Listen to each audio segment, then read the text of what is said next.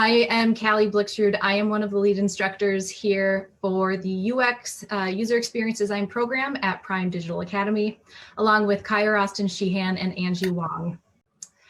Some framing for our guests in the audience. The User Experience Design program here at Prime Digital Academy is an 18-week full-time immersive program where the students actually get hands-on experience working on real projects for clients sourced around the community.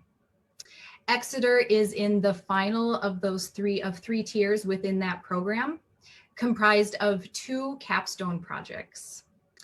User experience design is an interdisciplinary practice, and it solves problems across a wide range of mediums. The students have identified and scoped out these projects on their own, each with a unique focus within the user experience practice and a different problem space that they've all been solutioning. But up next is the other great hockey mind in the Exeter cohort, the lovely and wonderful Lauren. Good morning, and thank you for being here today, and thank you, Don, for that lovely presentation. Welcome, Prime Community Mentors, Friends, and Family. My name is Lauren Gross from the UX cohort Exeter. Sorry to interrupt you, Lauren. It looks like it's not full screen. If you might be sharing a different screen. We see your side navigation bar. I see.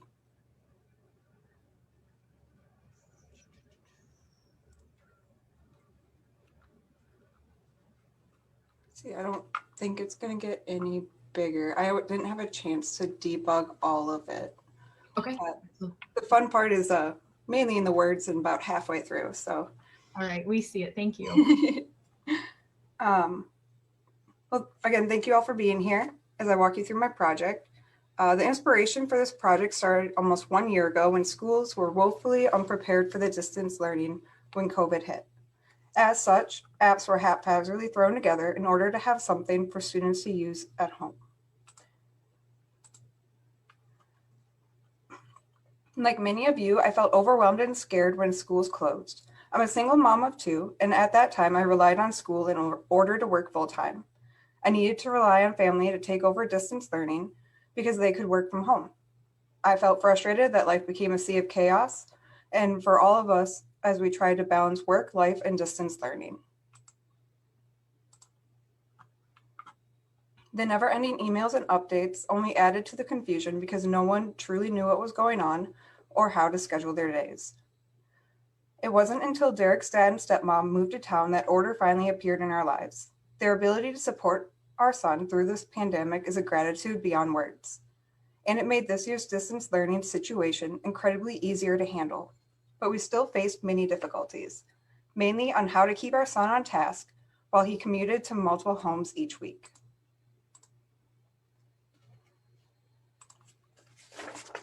The solutions I came up with were done through a lot of surveys and a lot of user interviews after I decided to take on the beast of a problem in order to learn more about other parent struggles with distance learning and how to make it a more intuitive space. So in front of you is the prototype that I made after learning 4 key pain points through the research. At-a-glance overviews, psychological safety, assignment upload verification, and progress updates.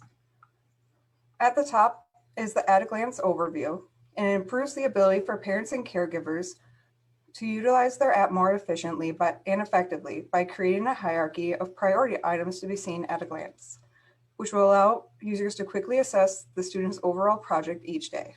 Like up here, you have your schedule for your kid that day. You have the tasks, and then you also have the classroom news on this one.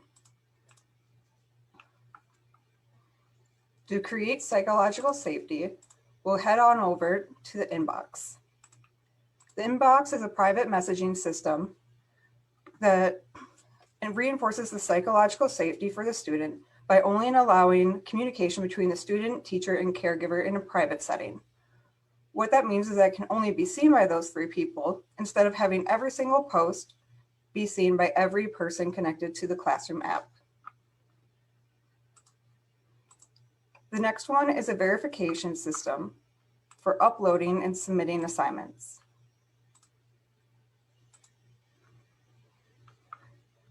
In order to decrease assignment upload frustrations, I implemented a guide and verification system when uploading physical worksheets. I don't know if any other parents are out there, but my son, who's a second grader, is notorious for submitting assignments that are unreadable or is completely out of focus. So instead of having it straight up so you can see it, it's mainly just like a flat sheet of paper. And so this guide system would make sure that it's in focus and lined up so it can be easily viewed. The second half of the homepage, this part of the app will provide real-time updates for parents and caregivers. Let's see if this will close. If not, it's okay.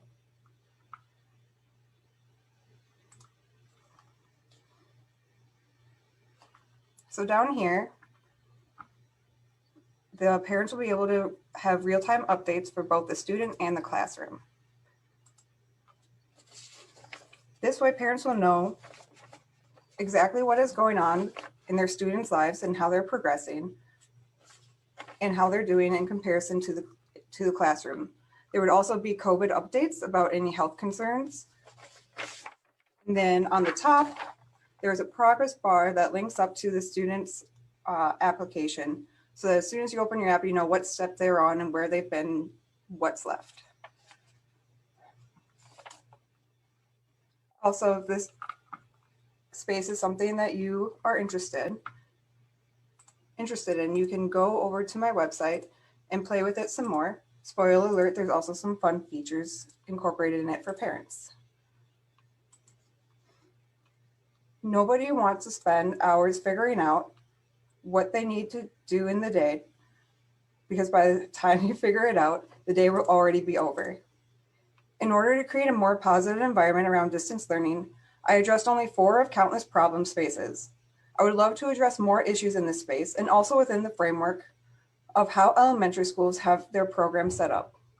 With more time, I'd like to test out the idea of transforming the K-6 experience into an animated game-like experience.